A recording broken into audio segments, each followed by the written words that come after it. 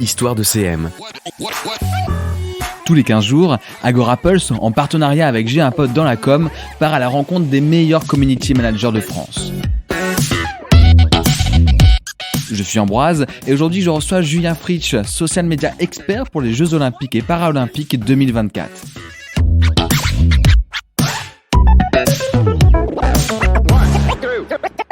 Salut Julien. Salut Ambroise. Le sport fait partie de ton ADN, tu as travaillé pour des marques comme Decathlon, Adidas et maintenant ces Jeux Paris 2024. Comment s'est présentée cette superbe opportunité ? Je pense que beaucoup aimeraient être à ta place. En finale, c'est assez simple, c'était une offre d'emploi sur le site carrière de Paris 2024. Et puis à la suite de ça, les entretiens, études de cas, et puis ça l'a fait. Donc voilà, l'alignement de planète pour moi. C'est trop bien parce qu'en plus c'est au mérite, on voit que c'est par ton niveau que tu as su te différencier. C'était quoi ta réaction d'ailleurs quand tu as eu la réponse ? Je crois que j'ai pleuré, j'ai appelé ma mère d'abord et puis après j'ai pleuré. Et voilà, après moi je m'étais toujours dit que quand Paris avait obtenu les Jeux, j'avais envie d'y participer d'une façon ou d'une autre, je savais pas exactement de quelle façon, et là c'est vrai que ça fait 3 ans maintenant que j'ai intégré le comité et la passion elle reste intacte et heureusement parce qu'on est qu'à la moitié du marathon. Ouais, le plus gros arrive, j'ai presque envie de dire même.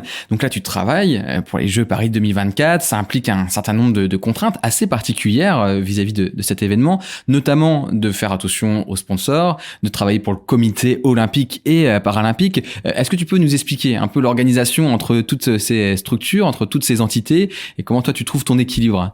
Effectivement, c'est pas toujours facile en fait pour le grand public de comprendre les différences entre tous ces organismes.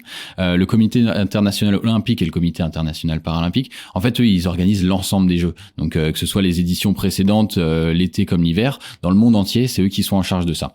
Nous, le comité d'organisation de Paris 2024, on est une entreprise dédiée à l'organisation donc de cette 33e Olympiade. Donc c'est une en particulier, comme Londres a pu le faire, Rio en 2016 ou Tokyo en 2020 ou 2021 avec le report. Qui dit jeu dit forcément international. Donc là, ça fait partie de ton travail directement, c'est intégré, c'est natif de se dire que votre présence sur les réseaux sociaux, elle est faite pour atteindre différents publics de différentes cultures, de différentes langues.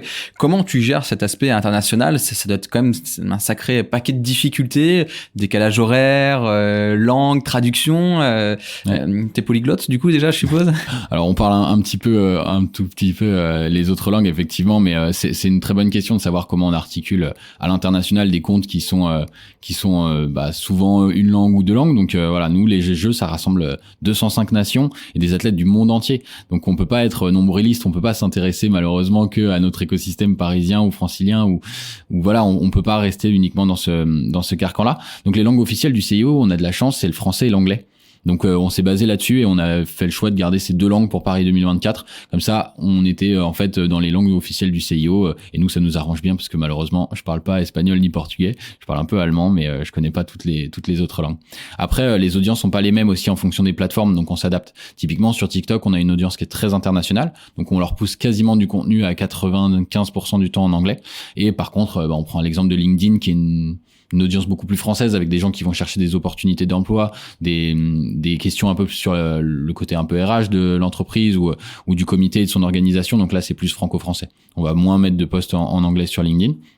Et c'est vrai que les contenus en même temps, en général, sont pas toujours adressés à toute la cible internationale. On essaye d'avoir justement les 2 piliers, les 2 volets, avec des contenus spécifiques pour la France, qui sont liés à l'actualité du projet, ce qui se passe ici, mais aussi des contenus qui sont un peu focalisés sur l'international pour que les gens ils aient envie de venir en France, qu'ils aient envie de regarder la France et puis qu'ils découvrent notre projet, notre concept, où qu'ils soient sur la planète. Est-ce qu'on aurait pu imaginer, par exemple, que vous ayez une page par pays ou par type de langue ? Est-ce que c'est déjà arrivé de vraiment mettre des moyens et de se dire, on a aussi un enjeu d'aller parler à un public hors du pays dans lequel se déroulent les Jeux ? Exactement. Nous, déjà, notre objectif, c'est de parler au monde entier, dans tous les cas. Pour autant, on est complémentaire, comme on le disait tout à l'heure, avec le CIO qui, lui, va avoir des comptes dans toutes les langues. On t'a donc appelé, on t'a dit, c'est toi le CM des Jeux Paris 2024 et juste après, t'as dû te dire, ok, bah maintenant, il va falloir que je fasse le taf.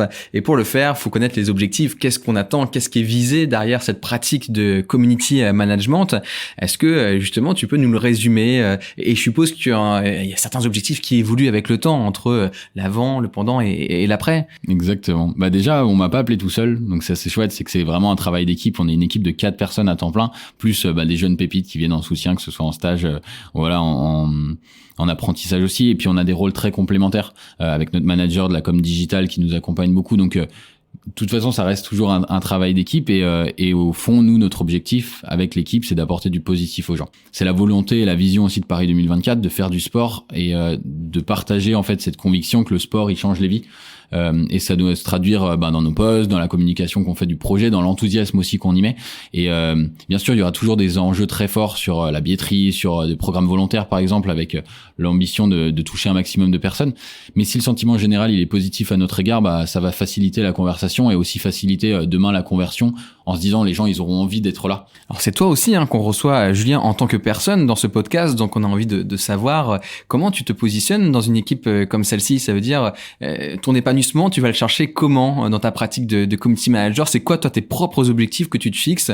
Parce que tu sais très bien qu'au bout d'un moment cette expérience ça va se terminer. T'es pas dans une entreprise qui peut vivre encore 50 ou 60 ans. C'est un événement, donc évidemment il y a une fin. Donc c'est quoi ton mantra là en ce moment dans ce poste? Au niveau de la mission, je dirais que on en a toutes déjà des traits différentes au sein de l'équipe. Donc ça, c'est quelque chose qui est très important pour nous et qui est complémentaire parce qu'on a des personnalités qui sont pas les mêmes. On peut pas les limiter à ça, mais je veux dire, j'en profite quand même pour passer un petit message sur mes collègues, mais ils sont juste absolument géniaux et ils ont chacun leurs compétences, leur appétence aussi. Et il y en a une qui connaît absolument tout sur le sport et sur les athlètes, donc qui est essentiel pour nous. Il y en a un parmi nous qui est très très bon en punchline, qui reprend des mots, des tournures de phrases, etc., qui font que ça dynamise les posts. On a notre expert sur TikTok qui s'éclate absolument chaque jour en trouvant des nouvelles tendances et tout. Et notre boss, c'est un peu comme Zizou, il répartit le travail, il donne des idées, il fait un peu la div. Donc franchement déjà ça c'est quelque chose d'important. Et moi dans cette équipe, si je puis dire, mon rôle c'est plutôt sur le côté un peu création de contenu où je vais apporter de la plus-value sur les reels, sur tout ce qui est un peu nouvelle tendance, les images. Et je passe beaucoup de temps en plateforme, en veille, à regarder en permanence ce qui se passe sur les différents sites pour benchmarker et en fait se rendre compte quels sont les potentielles évolutions, comment évoluent les plateformes, où est-ce qu'on peut aller chercher en fait des nouvelles idées. Donc pour moi ça c'est quelque chose d'important.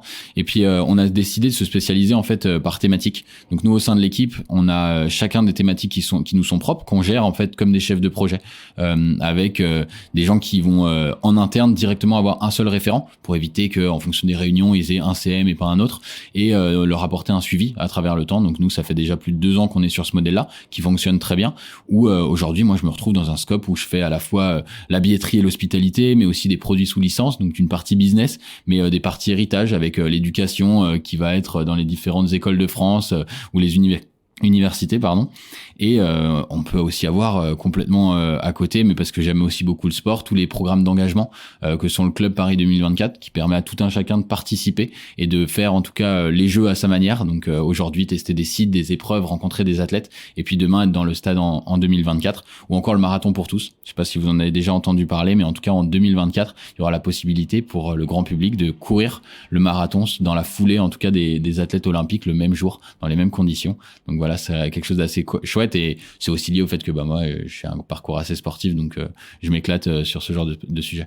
Ouais, une belle opération. En effet, il faudra qu'on pense à y participer, à mettre nos chaussures de sport. J'imagine que la présence des jeux sur les réseaux sociaux, c'est aussi une énorme réflexion, une stratégie qui est mise en place. Est-ce que tu peux nous en parler de cette stratégie, le choix des réseaux sociaux, le choix aussi de tel ou tel type de contenu? Du coup, on a de la chance parce qu'en 2017, déjà, quand il y a eu la candidature, quand la France a obtenu les jeux, le comité, il était déjà présent sur les réseaux sociaux. Donc, il y avait déjà une plateforme qui était existante avec des gens qui s'étaient mobilisés, une communication digitale aussi qui avait été très chouette à l'époque. Donc ils avaient réussi à entraîner le grand public avec eux, qui forcément mobilise et aide pour obtenir les jeux, parce que c'est quand même aussi des choses où on a besoin du soutien général.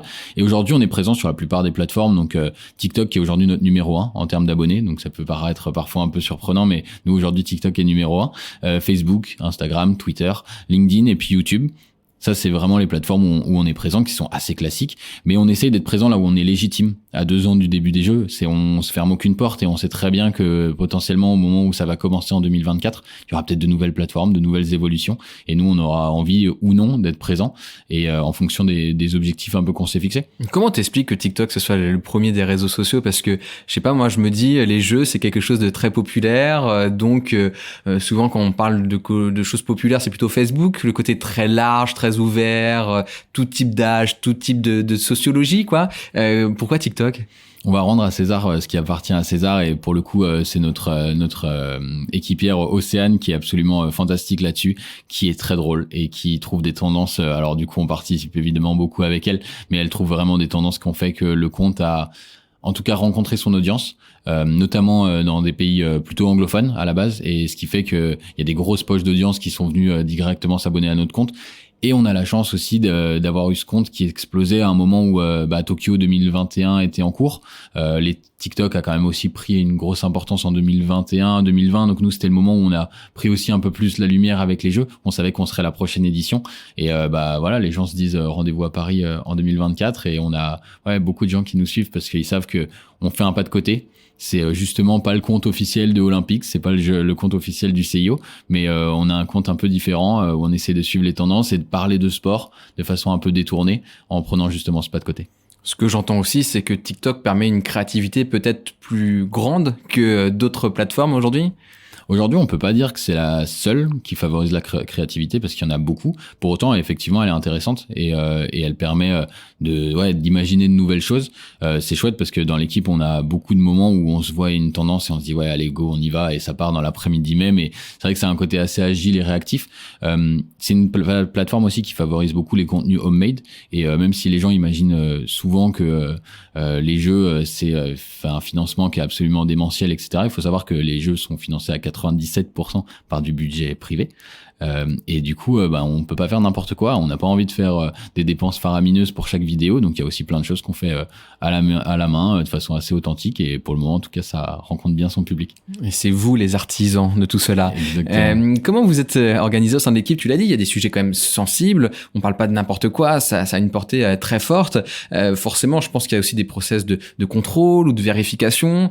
Comment vous vous organisez à l'intérieur de l'équipe pour se dire, OK, il y a quelque chose d'horizontal, mais forcément, à un moment donné, il y a une certaine verticalité aussi de process de validation et d'avoir un peu les mains libres pour avancer. C'est clair. Après, au final, on fonctionne un peu comme une équipe. On a un coach qui est notre manager et au final nous on est tous joueurs avec un rôle particulier à gérer, si je puis dire. On a un travail d'équipe qui est permanent, on a des boucles de validation où on est tous ensemble, ce qui permet à la fois d'enrichir que ce soit les posts, les publications, les idées, parce que le rebond de quelqu'un sur une idée première donne souvent le bon post ou donne la petite touche un peu plus sympa que si on l'avait fait tout seul. Donc c'est vrai qu'on brainstorm beaucoup, on est quasiment constamment sur la totalité de nos posts en fait à travailler ensemble et c'est quelque chose qui peut être chronophage effectivement mais qui en même temps évite parfois des petites erreurs, qui permet d'avoir différentes sensibilités aussi et qui fait que on n'est pas aujourd'hui restreint trop en tout cas sur les réseaux sociaux parce que on a cette capacité tous à se mettre les bonnes barrières si je puis dire et les bonnes contraintes et en même temps de s'apporter énormément pour qu'on essaye d'être en tout cas le plus créatif possible ou en tout cas en lien avec les tendances et les plateformes. J'ai l'impression que vous avez aussi intégré les missions des jeux sur les réseaux sociaux de manière très personnelle. Et ça, je me demande aussi comment vous anticipez potentiellement un arrêt maladie, une personne qui décide en fait de faire autre chose. Tu parlais d'équipe, une équipe de foot, elle a des joueurs sur le banc de touche. Est-ce que c'est votre cas aussi sur un sujet aussi important, surtout avec le temps qui passe et donc on se rapproche des JO. Je suppose qu'il y a aussi cet aspect-là que vous prenez en compte, quoi, que l'humain peut être faillible. Et que si jamais il y a une ou deux personnes de votre équipe qui n'est plus là, comment vous faites? L'avantage, c'est que on n'est pas non plus bloqué sur un poste, comme on le disait, on parlait de sport juste avant, mais on est tous aussi un peu polyvalents. Au final, c'est presque caractéristique, mais presque un peu exagéré de nous limiter à ces choses-là. On a tous des spécificités qui nous animent, mais pour autant, je pense qu'on est tous capables aussi de faire le métier globalement des autres, et c'est quelque chose de très chouette parce qu'on peut se remplacer, heureusement, parce qu'on a aussi besoin parfois de congés. Et voilà, le service diminue pas pour autant et on essaie de garder vraiment le même niveau de performance, quelles que soient les personnes présentes. Alors évidemment, hein, au centre du community management, il y a le contenu. Comment vous y prenez pour produire ce contenu? T'as dit que déjà il y avait quand même quelque chose d'assez artisanal, pas dans le sens de qualité, mais plutôt dans le sens justement de faire les choses avec minutie, mais des fois aussi en interne. Bref, comment vous vous organisez pour être aussi à la hauteur de ce qu'est une marque comme les JO qui fait rêver? Exactement. Après, on a la chance de pouvoir combiner deux super symboles que sont Paris, l'Île-de-France d'ailleurs, et puis même la France en règle générale, qui est un espèce de musée géant avec un nombre de lieux absolument fantastiques qui sont vraiment super. Et quand on veut parler à une cible internationale, c'est quelque chose d'essentiel. Et on a toutes ces images des Jeux Olympiques et des Jeux Paralympiques, parce qu'il faut garder vraiment aussi en tête les Jeux Paralympiques, qui permettent en fait d'avoir ce pouvoir d'inspiration très fort qui vient des athlètes, et en même temps le fait d'avoir notre concept qui est de l'autre côté, qui permet d'avoir les Jeux dans la ville, et c'est ce qui a été aussi un peu développé sur les Jeux de Paris 2024, d'avoir les Jeux qui seront au pied de la Tour Eiffel, demain aux Invalides, sur la scène avec la cérémonie d'ouverture. Vous en avez peut-être déjà vu passer quelques visuels comme ça les derniers mois. Et en fait, le fait de pouvoir combiner tout ça, on a vu que ça créait de l'attente, que ça créait de l'envie. À la cérémonie de passation entre Tokyo et Paris l'été dernier, on s'est vraiment retrouvé avec des gens qui étaient impatients de nous retrouver en 2024. Donc il faut être effectivement à la hauteur, mais on a des bons ingrédients, ça c'est quelque chose de chouette. Et en plus de ça, on a plein d'équipes qui sont super et qui travaillent avec plein de talents français et externes qui parfois nous apportent une touche, une qualité aussi individuelle, et on a l'avantage de pouvoir recourir à plein de talents et plein d'artistes qui participent en France à ce rayonnement national. Donc si je puis dire, même si on se ferme bien sûr pas sur le monde non plus, mais on a quand même la chance de pouvoir travailler en termes de contenu et de création de contenu avec des super artistes. On a vu notamment les films de cette passation entre Tokyo et Paris qui avaient été réalisés par notre équipe contenu. Donc il y a une équipe contenu chez nous qui fait des choses super avec des briefs créatifs qui sont super, et qui donne aussi des très bons ingrédients en social media pour que nous derrière on puisse en tout cas diffuser et montrer aussi la qualité du travail qui est fait en interne. Il y a beaucoup de gens qui sont investis dans ce projet, qui dorment pas beaucoup et qui sont complètement à fond pour que ça se passe bien jusqu'en 2024, qui ont plein d'idées, qui vont faire des choses super sur les jeux. Donc on essaie en tout cas de magnifier leur travail, et c'est un peu notre mission principale. Allez Julien, sors ta calculette, on va parler chiffres maintenant. Comment tu mesures l'impact de vos actions sur les réseaux sociaux? Vous avez des chiffres comme ça, clés, que vous suivez de manière assez régulière? Alors la calculette, elle est pas très très difficile. Pour le coup, elle a que 3 fonctions chez nous, ou en tout cas, on regarde vraiment 3 indicateurs, qui est la croissance en fait en termes d'abonnés, les impressions et les engagements. Nous, on est sur ces 3 piliers-là qui sont pas des grands secrets. Je pense que tout le monde regarde vraiment ces indicateurs-là. Et ça progresse d'année en année. Donc pour nous, c'est normal parce que ça correspond à la montée en puissance du projet. Et en plus de ça, on a une équipe digitale qui nous accompagne, qui, elle, va aller un peu plus loin dans les rapports, qui va vérifier plutôt sur des heures de publication, sur des choses comme ça, et qui nous fait des recos derrière. Donc on suit nos indicateurs, évidemment, surtout d'un point de vue mensuel. Et en plus de ça, on est un peu accompagné pour aller un peu plus au fond des choses. Mais encore une fois... c'est l'objectif 2024, donc on est sur une courbe assez exponentielle, ça augmente, l'attente augmente aussi, et puis pour le moment les chiffres c'est pas non plus quelque chose qui nous obsède. Et qui sont ces personnes du coup qui vous aident sur les chiffres? On a toute une équipe au digital, en data, qui regarde sur l'évolution du nombre de posts, qui regarde les engagements, l'impression, les abonnés, pour voir si justement en fonction des semaines, en fonction de contenu qu'on poste, ça évolue positivement, ou en tout cas si ça reste flat, et comme ça on essaie d'en tirer les leçons pour avoir des recos sur les prochains formats qu'on veut développer, les futures idées, et de se dire encore une fois, il y a des choses où des fois sur un TikTok on a une idée on pense super, puis ça fait un truc un peu flat, c'est pas incroyable, et puis des fois une idée qu'on pensait pas du tout révolutionnaire va nous faire un pic d'audience absolument démentiel. Donc on a aussi l'avantage d'être souvent très bien surpris. Alors restons dans les chiffres et parlons maintenant plutôt retour sur investissement. Là évidemment il y a besoin d'avoir des retours directs, mesurables. Au-delà des chiffres des réseaux sociaux, qu'est-ce que vous mesurez pour savoir si bien l'impact a été positif avec les réseaux sociaux? Est-ce que c'est, je sais pas, des boutiques en ligne, la billetterie?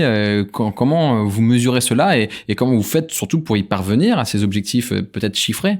Aujourd'hui c'est vrai que c'est difficile de calculer, et de savoir si vraiment quelqu'un, quand il a vu une vidéo sur TikTok, qui s'est inscrit au Club Paris 2024 par exemple, dont on parlait tout à l'heure, ou qu'il nous a mentionné dans un tweet, si on voit si derrière il a vraiment acheté un billet, ou s'il a envie d'être dans les tribunes en tout cas pendant les jeux, qu'il a acheté un produit dérivé comme souvenir, c'est pas évident de faire ce lien. Aujourd'hui on utilise selon les règles RGPD des liens qui sont traqués, qui permettent en tout cas de savoir quand quelqu'un clique sur un lien et vient du coup sur le site, globalement le trafic que ça peut engendrer. Mais sinon on va pas beaucoup plus loin sur la conversion, parce que on n'est pas encore non plus dans les phases où on a le plus de choses à vendre, si je puis dire, même si ça arrive dans les prochains mois. Et voilà, donc on est encore sur des problématiques qui sont pas évidentes en social media. Je pense qu'il y a beaucoup de gens qui y sont confrontés, où la conversion entre les posts et le rapport vraiment réel dans la vraie vie, faire de l'image, faire de la notoriété, ça marche. On peut se dire on augmente, mais pour autant vraiment savoir si chaque action, si une story publiée a rapporté tant d'euros, un peu plus complexe. Allez, on termine avec une question rituelle, celle du métier de community manager dans 10 ans. Comment tu l'imagines? Sors-nous ta boule de cristal et dis-nous comment tu te vois travailler dans 10 ans, dans toujours ce même métier d'animer des communautés. Alors déjà, il faudrait que j'y sois encore, j'en sais rien. Déjà, je peux pas le dire aujourd'hui, mais en tout cas, les métiers de la communication, ça évolue énormément. Il y a un peu deux tendances que j'imagine. C'est à la fois l'avènement du Web3 qui est super intéressant avec le métaverse. On peut imaginer une multitude de possibilités. Est-ce qu'on tweetera encore dans le métaverse ou pas? Déjà, j'ai pas la réponse. Est-ce que les gens auront au contraire rejeté ce modèle et qui chercheront plutôt de la communication locale avec des écosystèmes qui soient plus naturels? On peut aussi se le souhaiter, mais en tout cas, j'espère qu'on communiquera toujours sur les bienfaits du sport et surtout que les gens dans 10 ans ils pourront dire que les Jeux de Paris 2024 étaient une réussite et qu'ils en parleront encore en social media. Merci Julien, c'était chouette de partager ce moment. On est tous pressés que commence cet événement, qu'on voit la capitale et puis les autres villes en France s'animer pendant des jours et des jours sur cet événement qui ne peut que nous rendre fiers. Bon courage du coup, parce que je pense que la charge de travail elle va aussi augmenter au fur et à mesure. Et puis peut-être qu'on aura l'occasion sur une saison 4, 5, 6, 7, je ne sais pas où on en sera à ce moment-là, d'entendre ton retour d'expérience cette fois-ci sur plutôt l'après. Ça pourrait être intéressant effectivement de faire le bilan dans Carrément. quelques années. Allez, à bientôt. Merci Ambroise. Suivez l'écoute d'Histoire de CM, le podcast d'Agora Pulse, en partenariat avec J'ai un pote dans la com, et découvrez la voix des meilleurs community managers de France. Si ce podcast vous a plu, n'hésitez pas à le commenter, à en parler autour de vous et à nous le faire savoir sur Facebook, Instagram, Twitter, Discord et vos applis de podcast préférés. À bientôt pour un nouvel épisode d'Histoire de CM.